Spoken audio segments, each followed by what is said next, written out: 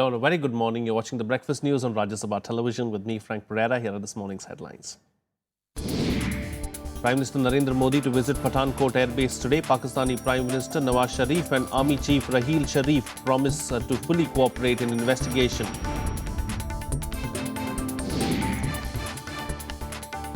BJP General Secretary Ram Madhav meets PDP President Mehbooba Mufti to discuss government formation in Jammu and Kashmir. Oath-taking of new Chief Minister after Monday. Stock markets around the world end a dismal week on a high note as Chinese markets recover after authorities withdraw circuit breaker to calm investors. And after a dramatic armed standoff, Mexico recaptures world's most notorious drug lord Joaquin El Chapo Guzman. The Prime Minister Narendra Modi is all set to visit Pathankot Air Base today for an on-the-spot assessment of the situation. The terrorist attack on the airbase has cast a shadow on the scheduled Foreign Secretary-level talks, even as both the Pakistani Prime Minister and its army chief pledged to cooperate fully with India on the investigations into the attack. Here's more. The Air Force Station in Pathankot in Punjab fully sanitized ahead of Prime Minister Narendra Modi's visit on Saturday. Modi is expected to assess the situation after the combing operation carried out by the Army, NSG and IAF's Garud commandos. On Friday, the Prime Minister reviewed the Pakistani response to the Pathankot incident in the wake of his counterpart Nawaz Sharif promising speedy action in the case. In Islamabad, Pakistani Prime Minister Nawaz Sharif met officials including Army Chief Raheel Sharif to ensure that the Foreign Secretary's meeting next week was not derailed by the terrorist assault. The meeting was also attended by the head of the ISI, Rizwan Akhtar, and several top civilian and military officials. In a statement, Sharif's office said participants at the high-level meeting reiterated Pakistan's commitment to cooperate with India to completely eradicate the menace of terrorism.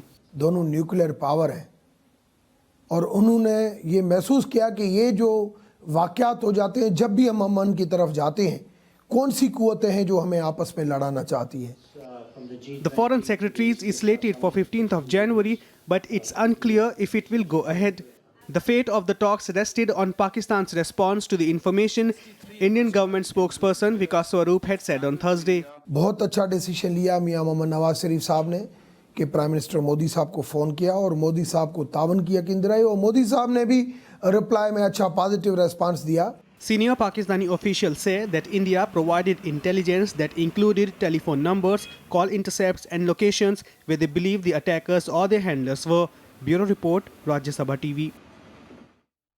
Well, Jammu and Kashmir Governor N.N. Vora has written to PDP leader Mehbooba Mufti and the state BJP chief asking them to clear their position on the government formation. This comes after speculation was rife that the state could be headed for a brief spell of governor's rule, as Mehbooba Mufti expressed unwillingness to take oath as the chief minister at least till Monday. That is when the traditional 4-day mourning period for Mufti Muhammad Saeed ends. Here's a detailed report. Mehbooba Mufti is all set to be the next Chief Minister of Jammu and Kashmir, but the state will have to wait for its first woman CM at least till Monday. Sources say this is due to Mehbooba expressing unwillingness to take oath till then. Monday will mark the end of the 4-day mourning parade for her late father, Mufti Muhammad Saeed. जहाँ तक महबूबा जी का बनने का सवाल है उसमें तो PDP unanimous है, कोई सेकंड थॉट है ही नहीं, क्योंकि पीडीपी को बनाने में जो महबूबा मुफ्ती का रोल रहा है, कंट्रीब्यूशन रहा है, हार्ड वर्क रही है, एफर्ट रही है, वो तो अनपैरेलल है. इसलिए उसमें दो राय है नहीं कि महबूबा जी हमारी तरफ से लीडर हो. यहाँ कोई कॉन्स्टिट्यूशनल क्राइसिस नहीं है, एक कॉन्स्टिट्यूशनल टेक्निकलिटी है कि आमतौर पर एक दिन के अंदर हुकूमत बन जानी चाहिए, नहीं तो गवर्नर साहब को कानून कायदे के मुताबिक, कानूनी कायदे के मुताबिक, रस्म के मुताबिक उन्हें ये रिपोर्ट भारत देश के राष्ट्रपति को भेजनी है. Governor rule is not a crisis, it is an alternative. Meanwhile, BJP lawmakers met to formally decide on the support to Mehbooba Mufti as the Chief Minister. Senior BJP leader and parties in charge for Jammu and Kashmir, Ram Madhav, chaired the meeting in Srinagar. मुफ्ती साहब के निधन के बाद जो उनका एक morning का period रहता है, ऐसा समय है। इस समय हमने भी ज़्यादा राजनीतिक चर्चाएं नहीं की है, केवल हमारे संवेदना व्यक्त करने के लिए हम मुलाकात की है। जो इमीडिएट कॉन्स्टिट्यूशनल रिक्वायरमेंट है उसके संदर्भ में थोड़ी बहुत बातचीत हमारी हुई है। जैसा मैंने कहा, कल हम दोनों पार्टियों को उस लेटर के लिए रिप्लाई देने का समय कल तक दिया गया है। हमारी पार्टी की ओर से जो रिप्लाई देना है वो कल हम दे देंगे, फिर आगे की प्रक्रिया गवर्नर साहब तय करेंगे। As per the Jammu and Kashmir constitution, the Chief Minister's post cannot be kept vacant. So unless a new Chief Minister takes oath immediately, Governor's rule is imposed in the state. Bureau Report, Rajya Sabha TV.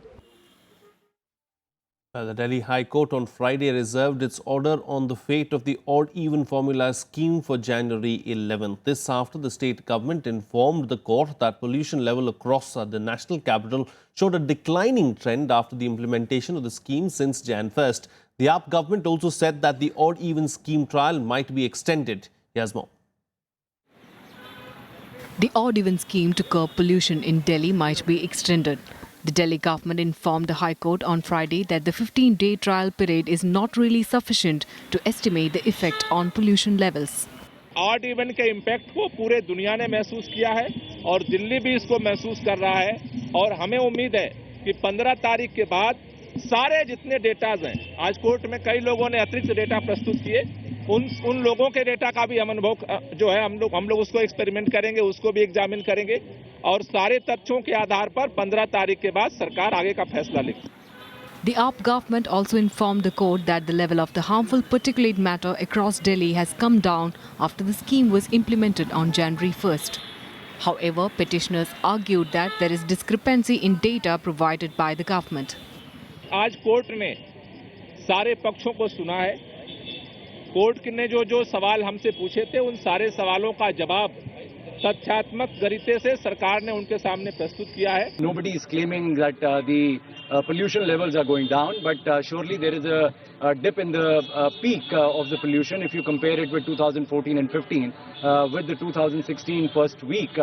So therefore, we have put our case before the Honorable Delhi High Court, and the division bench of the Honorable High Court has now placed it for orders on Monday. वकीलों का dispute ये है कि जो real time data जो CPCB या और authorities जो मिनिस्ट्री ऑफ अर्थ साइंसेज है, जो उनका आया है उसमें PM 2.5 लेवल और PM 10 लेवल काफ़ी ज़्यादा बताए गए हैं, जबकि इसके अंदर क्योंकि ग्राफिकल मोड में यह डाटा पेश किया गया, रियल जो मेजरमेंट्स है वो नहीं सप्लाई की गई, इसलिए वकीलों ने बताया कि ये जो रिपोर्ट है ये भी मैनिपुलेटेड वन है।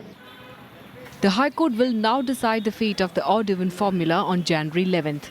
Earlier this week, the court had questioned the Delhi government decision to go ahead with the odd-even scheme for more than a week. The court also observed that the city's public transport is insufficient and is causing inconvenience to the people. Bureau Report, Rajya Sabha TV. Well, it's time for a short break now, but news and updates will continue on the other side. Stay tuned. We'll be right back.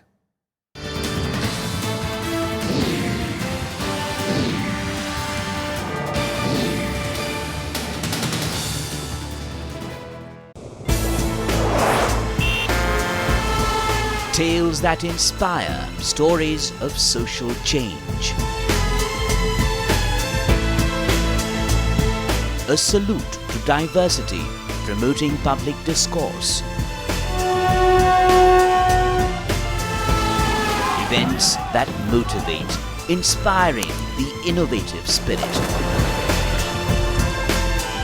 Watch Rajya Sabha television documentaries every Friday at 10:30 p.m, Saturday 12:30 p.m, and Sunday at 1 p.m.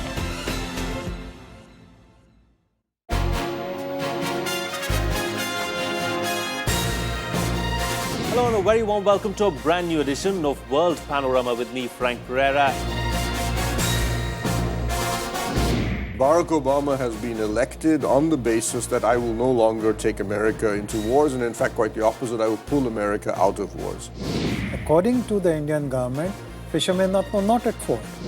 The US intervention in Iraq set the stage for exacerbation of these conflicts, and then the intervention in Syria.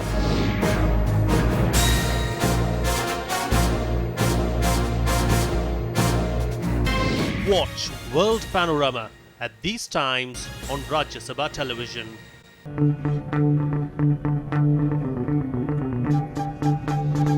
Art arisen from a multi-hued cultural canvas.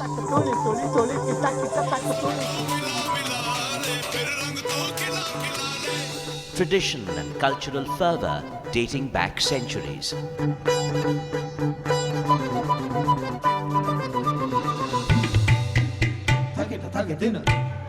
And encircling them all, there's a magic that awes. Embrace your nation's brilliant human warmth.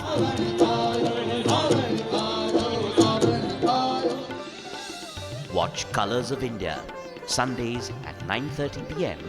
on Rajya Sabha television.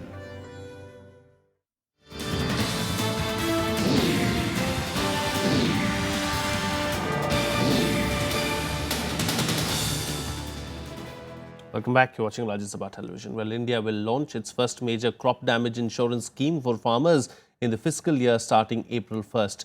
Agriculture Minister Radha Mohan Singh revealed the scheme on Friday. It will include use of drones and other technologies to assess crop damage.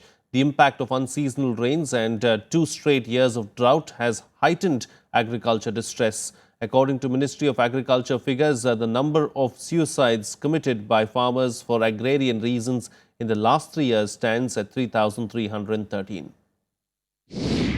ये जो सारी विसंगतियां हैं वो सब ध्यान में आ गया है और मैंने पिछले वर्ष भी कहा था कि इस वित्तीय वर्ष में हम एक नई कृषि बीमा योजना लाएंगे. Well, the Supreme Court on Friday agreed to reconsider its August 2015 decision not to impose a jail term on the Ansal brothers for a 1997 fire at a New Delhi movie hall Ubhar Grand Theatre owned by them. More than 50 people were killed in the accident. In August, the top court convicted industrialists Sushil and Gopal Ansal of criminal negligence and fined them 30 crore rupees each, but controversially decided they would not be jailed. The Supreme Court verdict excusing the Ansals from bail has been challenged by the CBI. 59 people were killed and over 100 injured in a massive inferno that engulfed the Ubhar Theatre on the 13th of June 1997. We're very grateful and we welcome this decision of Supreme Court that they're giving us an opportunity to actually apprise them that why Ansal should not be let out to walk free after paying 60 crore after killing 59 people. Number one, it sets up a very wrong precedence. And number two, why should these people be given the benefit of a prolonged trial or if the old age, because they themselves are responsible for prolonging this trial. Moving on now, the probe panel appointed by the Delhi government to investigate the alleged corruption in DDCA has been declared unconstitutional and illegal by the Union Home Ministry. The panel is headed by former Solicitor General Gopal Subramaniam. Lieutenant Governor Najib Jung wrote to the Delhi government on Friday striking down the panel set up by the Aam Aadmi Party administration to probe the alleged irregularities in the city's cricket association. In a letter to the Delhi Chief Secretary, the LG's office said the Union Home Ministry had held that the commission of inquiry set up by the AAP government was illegal and unconstitutional. The rejection of the Delhi government's decision to probe the DDCA comes soon after a bit of fight between the Arvind Kejriwal-led AAP government and the centre after the CBI raid on the Delhi Secretariat a month ago. The Delhi cabinet on December 21st decided to set up the commission on inquiry under Gopal Subramaniam to probe alleged irregularities in the DDCA. आयोग का गठन दिल्ली सरकार ने अपने पूरे अधिकार क्षेत्र में रह के किया है. केंद्र सरकार की ओपिनियन हो सकती है, उसकी ओपिनियन अगर दिल्ली सरकार की ओपिनियन से इत्तेफाक नहीं रखती तो उसको जाके कोर्ट में इसको क्वेश करने के लिए जाके अपील करनी चाहिए. लेकिन राज्य सरकार केंद्र सरकार की सबऑर्डिनेट नहीं है. And Mr. Kejriwal should understand that he should take decisions for issues which are falling in the domain of Delhi government. Moving on now, 5 Naxals were shot dead after a fierce gun battle in the jungles of Aurangabad district in Bihar. Officials said that the clash took place at around 6 p.m. after a combing operation in the Bangaria jungles. Arms and ammunition, including AK-47 rifles, were recovered from the site. Cobra and other regular CRPF units are deployed in these areas of Bihar for undertaking anti-Maoist operations. A commando of the Cobra battalion was injured in the encounter. Meanwhile, 2 border security force personnel, including a deputy commandant, were killed in a landmine blast triggered by the Naxals in Kalia Jula jungle in Koraput district in Odisha on Friday. The incident occurred when around 20 BSF personnel were returning after a combing operation following murder of a local trader. The landmine was planted on the dirt track and was triggered when a bike passed over it. While the rider of the bike died on the spot, the deputy commandant succumbed to his injuries later. Both dead personnel were part of the 143rd BSF battalion. Let's now take a look at the news and events lined up for today in our segment, The Day Ahead. The External Affairs Ministry will hold its first limited edition of the Pravasi Bharatiya Divas today.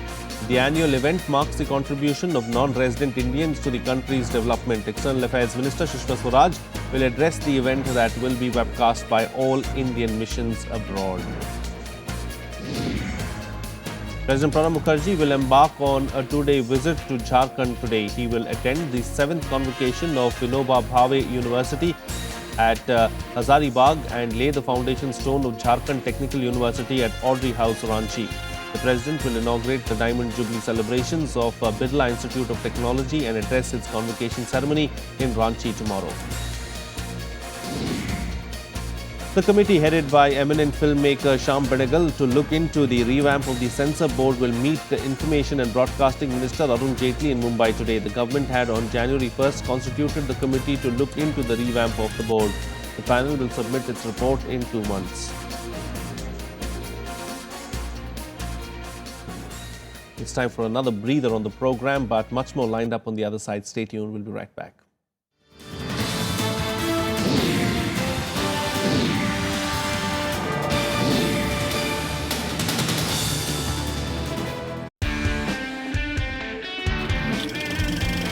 Hello and a warm welcome to It's My Life, the program that brings you face to face with country's top politicians.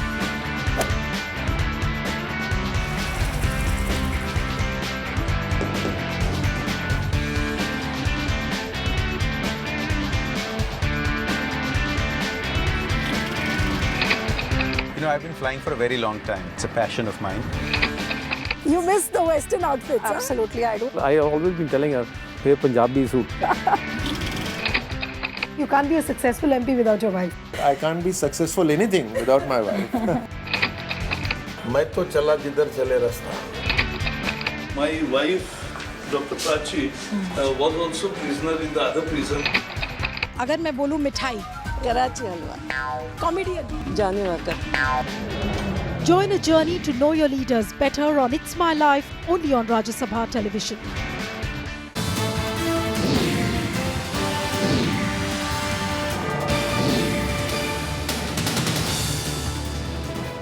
Welcome back. You're watching Rajya Sabha television. Well, the Chinese markets ended on a high note on Friday after a dismal week as regulators lifted the circuit breaker rule late on Thursday to ease trading. The authorities put a stop to the mechanism in a bid to clamp panicky investors from selling after trade was suspended twice this week. Here's more.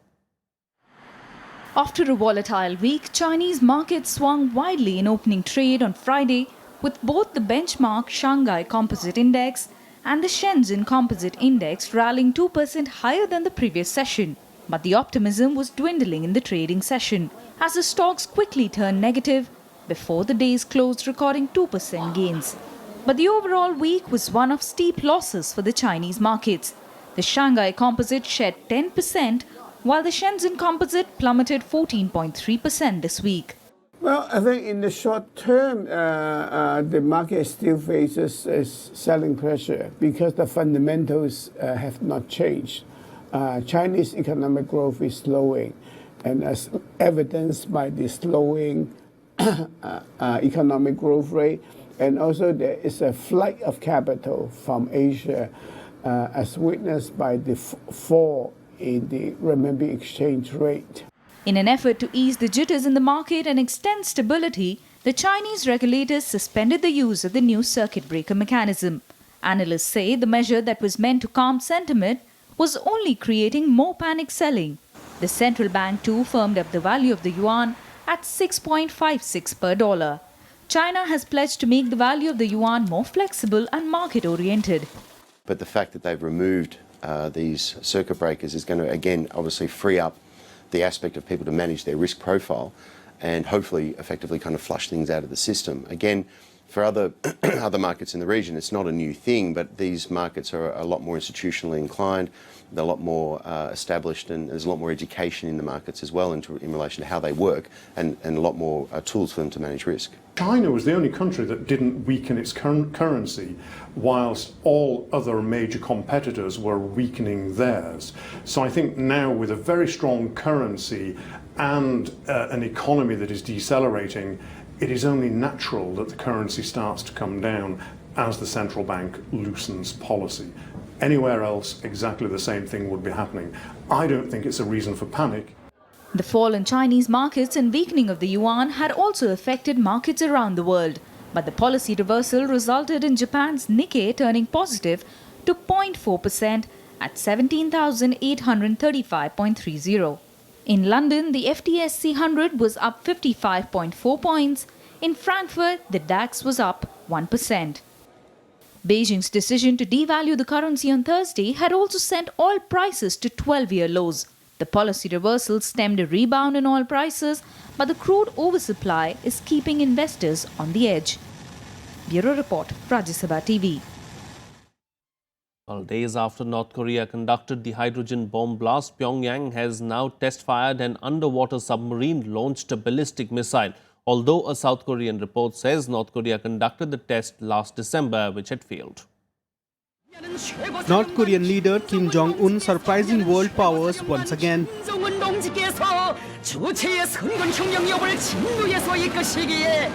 On Friday, his nation conducted an underwater test fire of a submarine-launched ballistic missile. Another video on the North Korea's state-run television shows him watching live military fire drills. Often dismissed as inexperienced and even clueless, with the latest events, Kim is proving himself adept at playing big powers against another. Meanwhile, South Korea unleashed a high-decibel propaganda barrage of loudspeakers across its border with North Korea. South Korea has raised its military alert to the highest level in areas near the loudspeakers and cancelled tours of the demilitarized zone on the border. 우리 군은 8일 낮 12시부터 북한의 4차 핵실험에 대한 상응하는 조치로 대북 확성기 방송을 전면 재개했습니다. 현재 우리 군은 대북 경계 태세를 강화한 가운데 북한의 움직임을 예의주시하고 있습니다. 또 혹시 여기도 그런 포가 떨어질까 봐 항상 우리도 긴장되고 있어요. 그리고 이 근방의 군부대도 항상 민간인 어디 나가지 말고 여기 마을 회관에 있다가 이제 좀 이상하면 전화를 줄 테니까 대피소가 저 근무소 바깥에 있어. Both South Korea and Japan passed a resolution denouncing the North Korea's test. 強く非難します。関連する国連安保理決議の明確な違反であるとともに、日朝平壌宣言や6者会合の共同声明にも違反し、国際的な不拡散体制への重大な挑戦であります。 유탄 및 핵폐기 축구 결의안 대안은 가결되었음을 선포합니다. The US government and weapons experts doubt Pyongyang's claim that the device it set off was in fact a hydrogen bomb. The White House says North Korea could face additional economic sanction on the issue. I also think the other thing that we would be reluctant to do is to make a judgment about their adherence to these kinds of reforms based on just one action or one day's activity in the market. What we're looking at is a longer-term commitment to pursuing these kinds of reforms. China too urges North Korea to stick to denuclearization pledges and avoid taking action that would even make the situation worse in the peninsula. Bureau Report, Rajya Sabha TV. Meanwhile, Mexico yesterday recaptured the world's most notorious drug lord Joaquin El Chapo Guzman. El Chapo had dominated international headlines when he staged a jaw-dropping jailbreak in July by escaping through a mile-long tunnel that burrowed right up into his cell. Here's a detailed report. On Friday, Mexico recaptured the world's most notorious drug lord, Joaquin El Chapo Guzman. The arrest came after a violent standoff with US help 6 months after he humiliated President Enrique Peña Nieto by tunneling out of a maximum security prison. Mexican Navy later released images of the house at which Guzman had reportedly stayed. Before his capture, 5 people were killed in the early morning showdown to take Guzman. Guzman is head of the powerful Sinaloa cartel and who Pena Nieta first caught in February 2014. The recapture involved Mexican Marines, US Drug Enforcement Administration and US Marshals. One photograph widely circulated on social media appeared to show Guzman sitting on a bed in handcuffs. Another photo appeared to show Guzman without handcuffs. Guzman now faces the prospect of extradition to the United States. Bureau Report, Rajya Sabha TV. Here's some more international news in our World Wrap. 3 foreign tourists were injured after attackers stormed a hotel in the Egyptian Red Sea resort of Hurghada. The 2 attackers were killed by security forces at the 4-star Bella Vista Hotel. The tourists, whose nationalities are not yet known, were stabbed, but their wounds are not serious. The assailants were aiming to kidnap tourists and one wore an explosive belt. Fierce clashes erupted in Yemen's Taiz on Friday between government forces and Iran-backed Houthi fighters as the 2 sides battle for control of the strategic city. The fighting was concentrated at one of the main entrance routes to the city, most of which are controlled by the Houthis. Taiz is the center of some of the fiercest battles since the start of the conflict in March, when a Saudi-led coalition began its offensive on Yemen aimed at ousting the Houthis. Further demonstrations against Saudi Arabia have taken place in Iran as the diplomatic rift between the 2 regional rivals grows. Riyadh and Tehran were already hostile towards each other over an ongoing conflict in Yemen, where Saudi-led fighters are battling against Iran-backed Houthi rebels. Last weekend, Riyadh executed prominent Shiite cleric Nimr Bakir al-Nimr, unleashing a wave of anger from Shiite Iran against Sunni Saudi Arabia.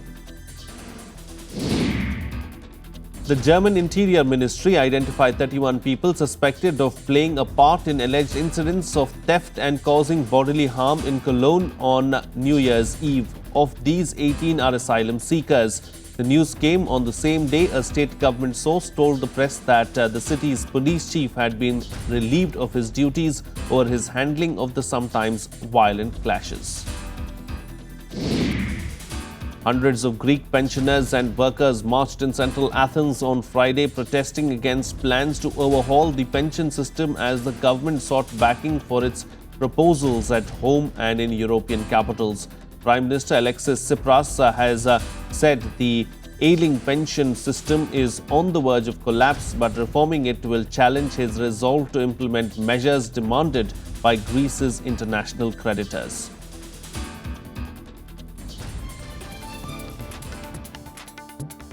Moving on, now let's take a look at some overnight sports news in Sports Beat. Mithali Raj will lead Indian women's cricket team for a limited overs tour of Australia, where they would play 3 ODIs and an equal number of T20 internationals. The series will be played from January 26 to February 7th. Fast bowler Jhulan Goswami will be Mithali's deputy. India will kick off their campaign with a T20 international on January 26th. The day at the Adelaide Oval, followed by the 2 T20Is in Melbourne on January 29th and in Sydney on Jan 31st. Australia Green beat France 2-1 in an entertaining Hopman Cup encounter on Friday to go through to meet Ukraine in the final, needing to beat the French pair of Kenny de Schnepper and Caroline Garcia to make the final ahead of Great Britain. The Australian team of Nick Kyrgios and Daria Gavrilova survived a match point against them in the championship tiebreak before winning the mixed doubles to seal the match 6-4, 2-6, 11-9. Switzerland's Roger Federer beat Grigor Dimitrov of Bulgaria on Friday to go through to the semi-finals of the Brisbane International. Top seed Federer survived a second set fight back by Dimitrov to run out a 6-4, 6-7, 6-4 winner to set up a meeting with Austria's Dominic Thiem. World number 18 Tomic prevailed 6-3, 1-6, 6-3 against the 2014 US Open runner-up Japanese Kei Nishikori to continue his push to the world's top 10. Milos Raonic will provide another stern examination of those top 10 credentials in the last 4 after the Canadian easily took down France's Lucas Pouilly 6-4, 6-4. Defender Brad Smith's second-half goal rescued a 2-2 draw as injury hit 7 times FA Cup winners. Liverpool denied fourth-tier Exeter City a notable third-round giant-killing scalp on Friday. The Premier League outfit playing their third match in less than a week and without 11 injured first-teamers fielded a barely recognisable second-string side and nearly slipped up against Exeter, who are languishing in the bottom half of the League Two. Maxwell scored a stunning goal as unbeaten leaders Paris Saint-Germain moved 22 points clear in Ligue 1 with the victory over Rajya on Friday night. Thiago Motta turned in from Angel Di Maria's corner to open the scoring in the first Ligue 1 fixture following the end of the mid-season break. Maxwell then added a fine second, volleying in from an acute angle after good work by Di Maria in the build-up. The result secured a 17th win in the 20 league games for Laurent Blanc's men.